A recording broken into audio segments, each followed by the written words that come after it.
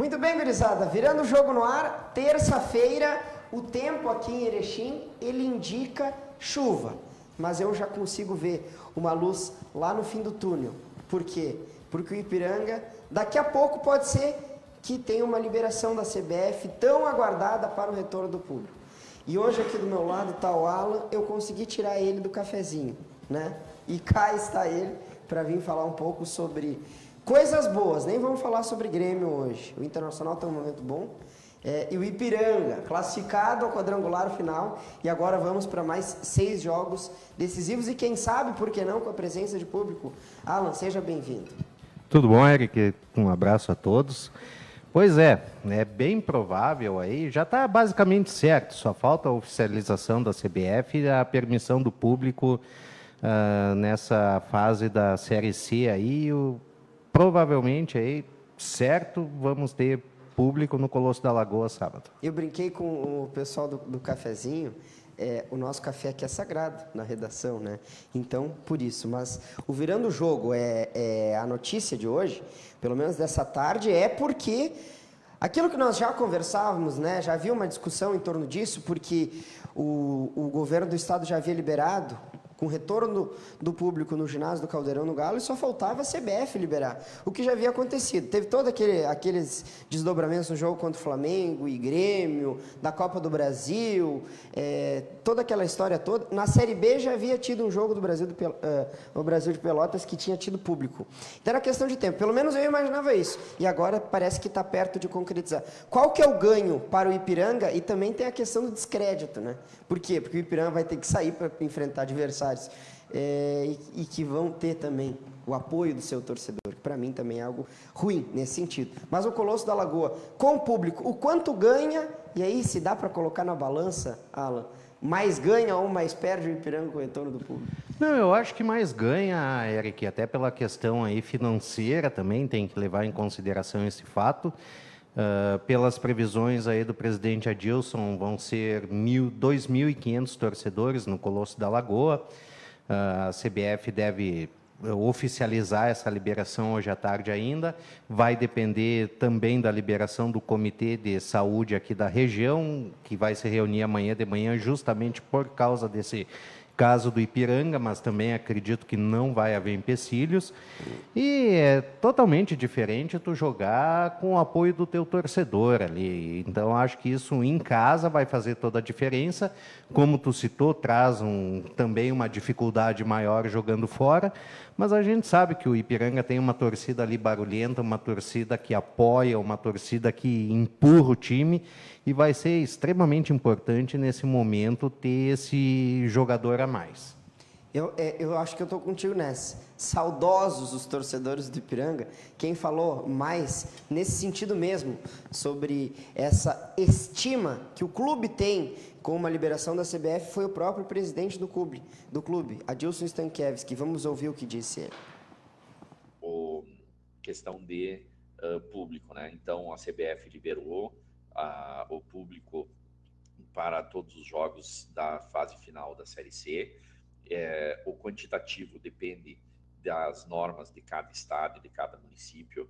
Aqui para Erechim é um máximo de 2.500 pessoas, limitado a 40% do setor, e depende da liberação do Comitê Covid regional e do Comitê Covid municipal.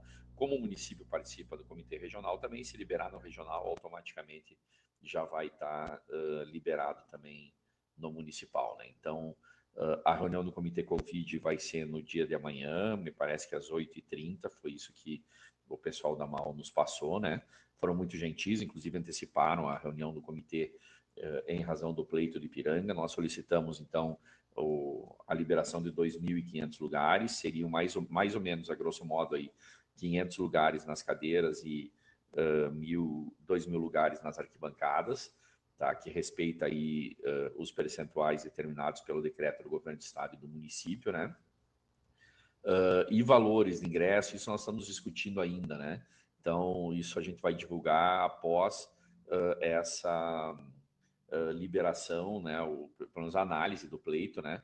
A gente tem que aguardar a análise dos técnicos sobre essa questão. Então, após havendo a liberação, nós vamos liberar aí como vai funcionar a venda de ingressos, valores e os protocolos também para acessar o clube, tá? Ficou determinado que cada clube vai estar limitado àquilo que o seu estado determinar, aquilo que o seu município determinar, né? E também, se alguém não puder ter público, não impede os outros de ter público, né? Então, a vantagem e desvantagem em todas essas questões. Mas, enfim, agora as coisas estão acontecendo dentro do cronograma, né, daquilo que é pré-determinado nesses casos, e agora, então, nós devemos aguardar a decisão do Comitê Covid regional. É isso. Beleza, pessoal? Muito obrigado. Amanhã a gente traz mais informações aí. Forte abraço a todos. Tá aí as palavras do Adilson. Questão apenas de alguns ajustes de detalhes, falavam em 2.500 torcedores, e aquela discussão, agora nós já começamos a projetar o quadrangular final, a presença de público, que eu acho que é algo significativo, né? Para retornar ao público, esses que são apaixonados pelo Ipiranga, que estavam nessa espera mais de 1 ano e meio sem poder estar presentes lá dentro do Colosso da Lagoa, acho que vai ser algo emblemático, algo significativo, talvez para esse jogo já contra a Tombense. E aí que vai a minha pergunta. A Tombense é um dos adversários do Ipiranga, bem como também o Manaus, esses dois do grupo A, e do grupo B, o Novo Horizontino. O que tu achou no final de semana, no sábado, né, quando houve essa definição? O que tu acha aí já, talvez projetando o jogo do próximo sábado contra a Tombense aqui em Erechim? Não, eu realmente torcia para o Ipiranga ficar em segundo. Eu acho que podendo trazer um segundo jogo ali para dentro do Colosso, também é um fator bastante importante, principalmente nessa fase. Mas ali não vai ter jogo fácil, nem para o Ipiranga e nem para os adversários do Ipiranga. Então, acho que promete ser aí um quadrangular de alto nível, bastante difícil. Não tem como fazer uma projeção, todos chegaram ali por mérito. O Novo Horizontino é isso, o Manaus é isso, não. Chegou ali, está classificado, todos os times tiveram méritos, então acho que vão ser confrontos assim de grande nível, e contar com o VAR nessa fase aí vai ser importantíssimo também. Que baita.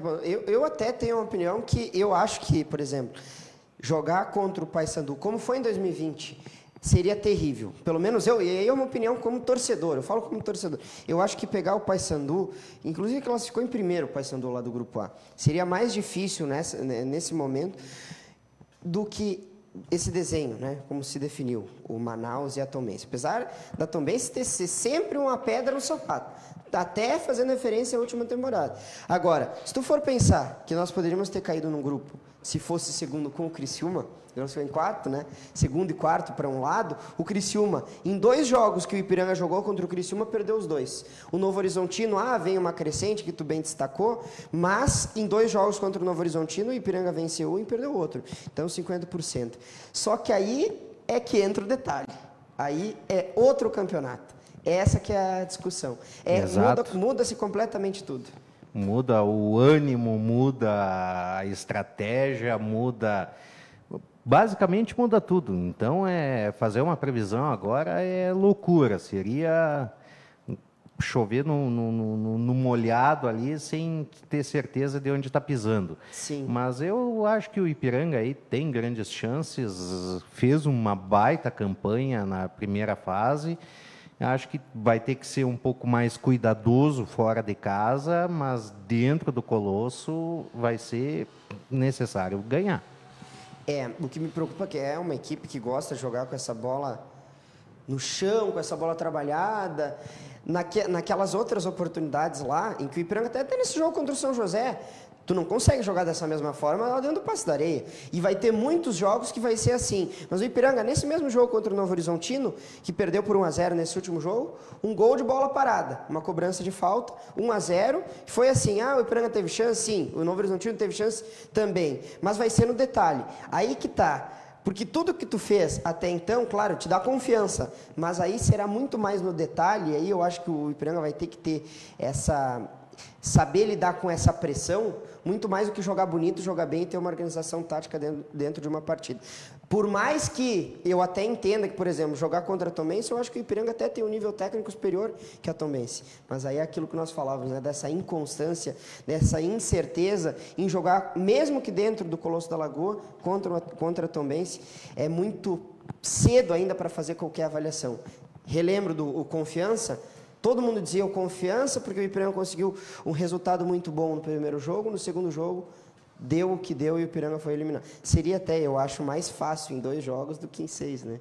Uma classificação de Série B. Com certeza, facilita bastante. Mas a gente vê a questão aí, porque por mais profissional que o jogador seja, por mais tempo de campo que ele tenha, não adianta. Agora é aquela hora que vai dar o friozinho na barriga, vai bater aquele nervosismo. E aí que eu acho vai ser também importante a presença do torcedor apoiando, claro, para dar uma certa tranquilidade ali ao profissional. Eu acho que a presença da torcida ali vai fazer diferença em diversos pontos. E a gente vê a motivação, esses 2 últimos jogos do Ipiranga. Claro, se manteve ali o profissionalismo, o técnico dizia que a vontade é a mesma, mas não tem, já estava classificado. Então, automaticamente se tira o pé, dá aquela acalmada, para também se preservar, sabendo o que vem pela frente. É isso que eu vi. Naquele jogo contra o Ituano, o último aqui, eu tive até a experiência, fui lá como gandula, eu até cheguei a comentar contigo, né? E tu via isso, um primeiro tempo muito estudado, mas de um Ipiranga muito cauteloso, estudando o adversário, sem ir para cima afobado, o que no quadrangular, quando tu tem ali a chance que está na tua frente em chegar a um acesso à Série B, tu vai ter que ter ousadia. E se o Ipiranga querer, por exemplo, fazer um jogo contra a Tombense, para querer ficar estudando o adversário, para querer achar melhor, claro, com cuidado defensivo, mas vai ter que ter ousadia, porque não adianta empatar nessa altura do campeonato. Aí é que se separa o time grande, o time que tem essa possibilidade, do time que está ali só porque se classificou e deu sorte, que não é o caso do Ipiranga, que nós já estamos na 3ª temporada tentando esse acesso. Agora, um ponto que talvez eu acho que passa por essa confiança é o VAR, a presença do VAR nessa fase da competição. É algo assim que eu acho que o Ipiranga, das 8 equipes, é o que mais ganha, porque nós tivemos no ano passado uma temporada ridícula do que diz respeito à arbitragem, e quanto o Ipiranga foi prejudicado. Até em outras competições, mas daí eu nem entro, né, no estadual, em Copa do Brasil, mas especificamente na Série C, o Ipiranga tem tido problemas com a arbitragem. Eu não acredito até que se houvesse VAR antes, o Ipiranga já estava na B. Porque, assim, teve umas partidas ali que foi absurdas as coisas que aconteceram. Mas é bola para frente. E tem esse detalhe também aí que tu citou, Eric, que o Ipiranga vem perseguindo isso aí, vem crescendo dentro da competição. Então, ali dentro mesmo do clube existe essa certa imposição de buscar esse título. A torcida conta com isso, então tem uma série de pequenas pressões, pequenas ansiedades aí que vão ter que trabalhar muito bem para não deixar afetar os atletas. E esperamos que a comissão técnica esteja trabalhando nesse sentido. Quem falou com a reportagem do Bom Dia foi o preparador físico do Ipiranga, Alexandre Andrés. Vamos ver o que falou ele pensando no quadrangular final e já com o olho e com foco no jogo contra a Tombense, no próximo sábado, dia 2 de outubro. Tudo bom, Eric? É bom falar contigo de novo. Nessa avaliação que a gente tem aí dessa reta final, aí, que são 6 jogos, um campeonato novo, né, um campeonato à parte, tudo inicia do zero, onde a gente acha que 10 pontos garantem a vaga, né? Então seriam 3 vitórias e um empate, um pouco mais de 50%, né? E o fator casa, ele determina muito. Quem fizer as 3 vitórias em casa, pode ser que também chegue, né, com 9. Então, o fator casa, ele é preponderante. As equipes vêm muito fortes, são só os melhores de cada grupo. São equipes que têm mais história, né, que o próprio Ipiranga, tem mais torcida, como Manaus e a equipe do Novo Horizontino também, aí tem um pouco mais de história, né? E claro que a gente não pode esquecer de forma nenhuma de citar a equipe do Tombense, né, que tem uma estrutura muito bacana. São jogos extremamente difíceis, são jogos extremamente competitivos, onde pode acontecer de tudo, né? A vitória do mandante, a vitória do visitante, os empates. A gente está preparado para a situação. E como tu falasse ali antes, né, sobre o VAR, né, a expectativa do VAR é uma possibilidade diferente. Ele só vinha utilizado na Copa do Brasil nas fases mais à frente, aí depois na Série A, iniciou na Série B e agora nas finais da Série C. Então ela dá uma amplitude de um jogo um pouco maior, né? Ela dá uma característica do jogo ser um pouco mais importante, né? Ele demonstra a importância do que está acontecendo aí no futebol de Erechim. E estamos aí muito motivados, né? Sabendo da dificuldade, mas concentrados, equilibrados, trabalhando a 100% aí, a todo vapor, para correr em busca aí desse acesso para Ipiranga, para Erechim, para a região, que seria muito importante. Tá aí o Alexandre Andrés.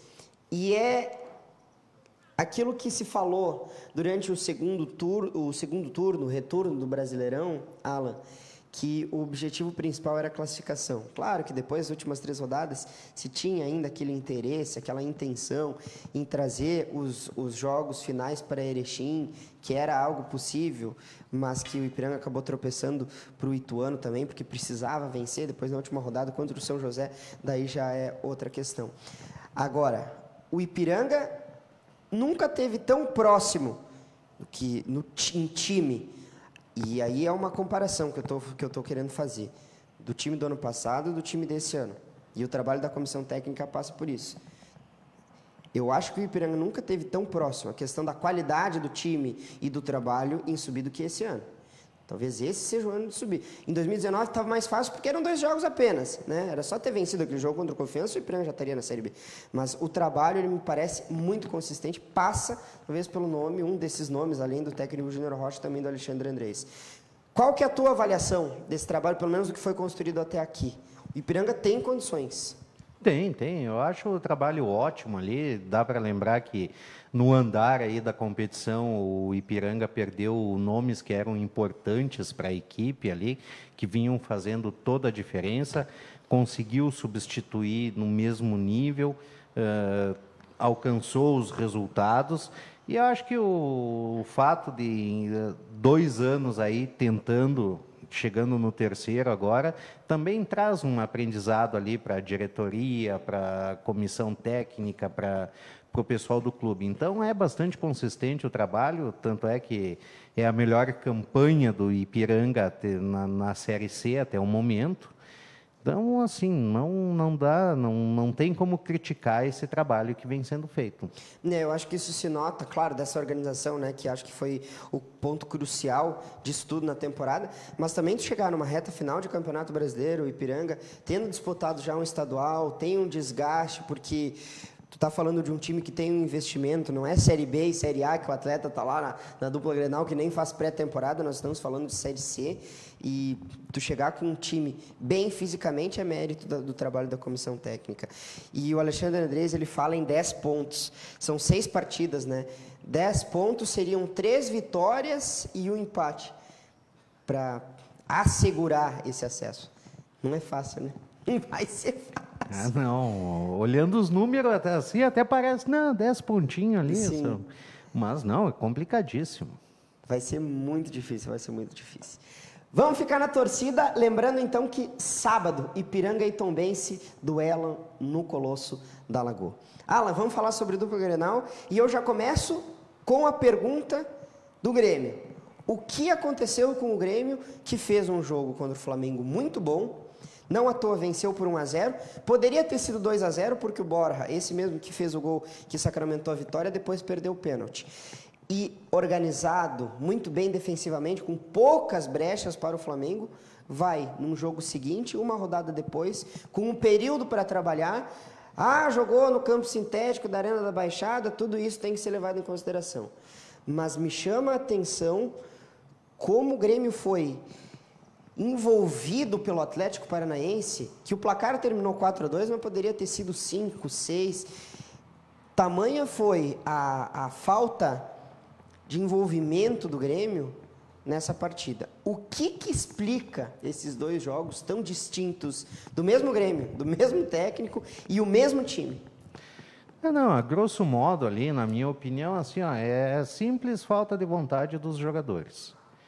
Sabe, tu vai enfrentar um Flamengo ali que tu vinha há 10 jogos sem ganhar, existe toda uma rivalidade, o Flamengo tem um grande elenco, então superar isso é um quesito de superação. Tu quer mostrar para ti mesmo, não, a gente pode, eu posso, vou estar lá e vou fazer.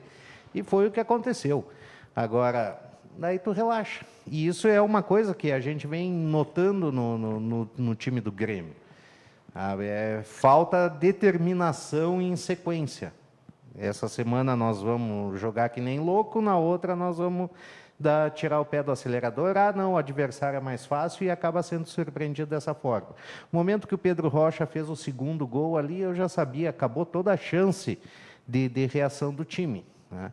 E tanto eu acredito que o Filipão leva um pouquinho essa ideia aí da falta de vontade dos jogadores, porque tu vê, Eric, a quantidade de atletas ali que vem perdendo espaço no time, tanto jovens como medalhões. Então, é o que eu já falei aqui antes, não pode um elenco de 14 milhões entrar em campo para passear.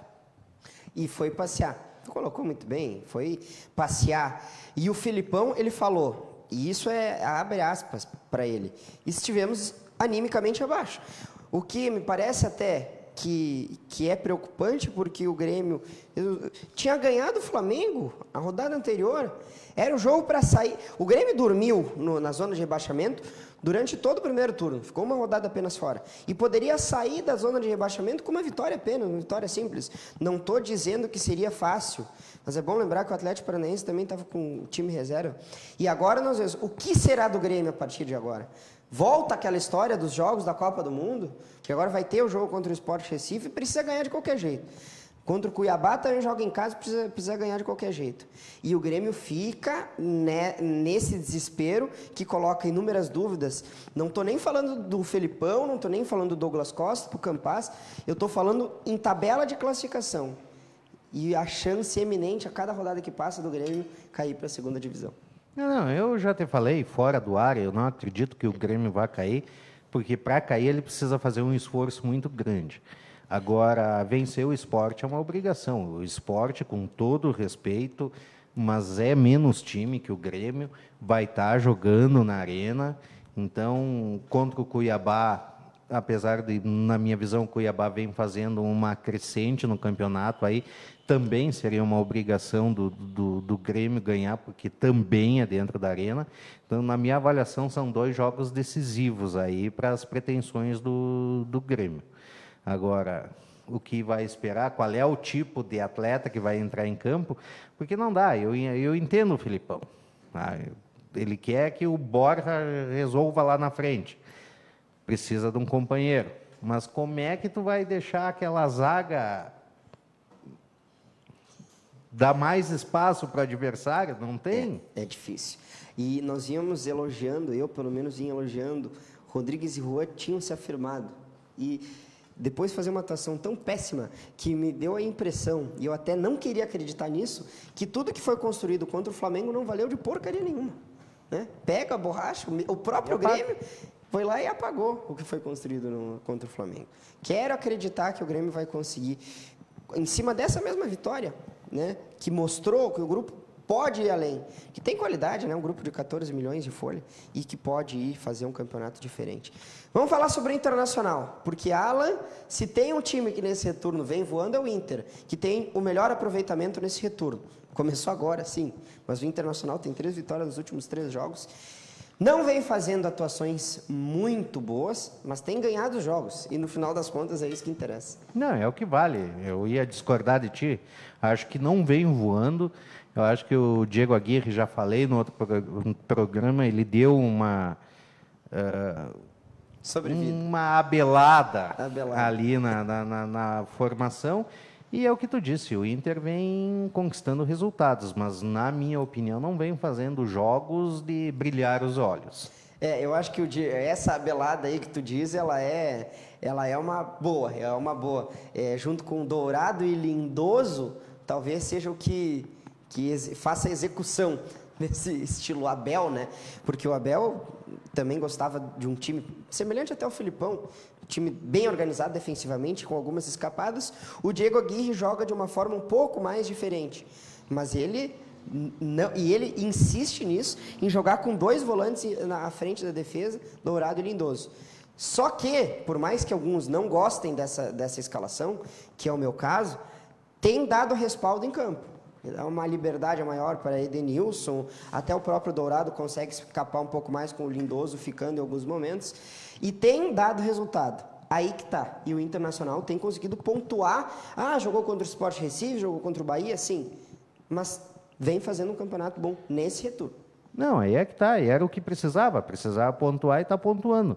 E uma coisa que a gente vê no Inter e não vê no Grêmio é a determinação de alguns jogadores. Tu vê Edenilson e outros ali, Dourado, dando suando em campo, correndo, buscando, tentando. E, na minha visão, é isso que falta pro Grêmio. Na comparação Tyson e Douglas Costa, tu acha que... Não, nem dá para comparar. Um tá... O pessoal tá com expectativa ainda no Douglas Costa. Olha, 1,5 milhão no Douglas Costa. E ainda, até agora, não mostrou, pelo que veio. O Tyson também fez uma partida um pouco abaixo contra o Bahia, na vitória por 2-0. Mas é bom lembrar que ele também está voltando de um período de lesão. E mesmo assim, ele é muito diferenciado, né? Ele é o jogador que... Tira o Tyson, o Internacional tem dificuldades. O Maurício joga por ali, mas não é a mesma coisa, né, que o Tyson.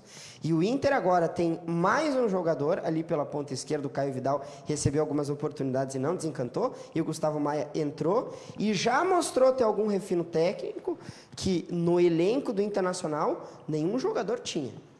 Talvez daqui a pouco pode ser até uma opção do técnico ali. Não, aí é que tá, é o que eu falei, é determinação, é vontade. Eventualmente faltou uma peça, o treinador fica tranquilo porque vai ter outra. Então, e é isso que falta ao Grêmio. Tu não tem uma peça para colocar e nem que dirá para substituir. Tu acha que o Internacional tem chance para chegar à Libertadores da América? Sim, tem. Se ele mantiver esse ritmo aí, esse equilíbrio nos resultados, 1-0 é goleada para te chegar na Libertadores. Já devia ter entrado na zona, deu o azar do Corinthians vencer a partida. Tu acha que o Corinthians não merecia ter vencido o jogo? Não entro nos méritos, eu digo que deu azar. Não, mas... E nós ainda trabalhamos uma possibilidade que ela é muito real. Hoje nós temos o segundo jogo da Libertadores da América, com Palmeiras e Atlético Mineiro, que vai ser um grande jogo. E esse G6, que é até o momento, ele pode aumentar com Atlético Mineiro, Palmeiras e também o Flamengo. O Palmeiras não mais na Copa do Brasil, mas Atlético Mineiro e Flamengo, a tendência, ou eu não imagino Fortaleza surpreendendo, né, na Copa do Brasil, a tendência é que abra mais uma vaga, só aí o Internacional já entra com o G7, né? Claro, pré-Libertadores, mas já entraria. E ainda há quem discuta comigo o que aconteceu no último final de semana, dizendo porque o Atlético Mineiro vai ganhar Copa do Brasil, Campeonato Brasileiro e também Libertadores. Então, o Inter, hoje, está mais dentro da Libertadores do que a gente imagina, né? Se for pensar, levar isso em consideração. Literalmente, está ali, na beirada.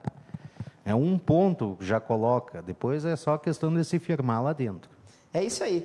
Alan, agradeço a tua participação. Chegamos ao fim do Virando o Jogo nessa terça-feira e vamos ficar na torcida e esperando uma liberação da CBF, que deve acontecer tão em breve aí, na manhã da próxima quarta-feira, que é amanhã. Abraço, Eric. Abração a todos. Um abraço para todo mundo e fico no aguardo. Até amanhã. Tchau.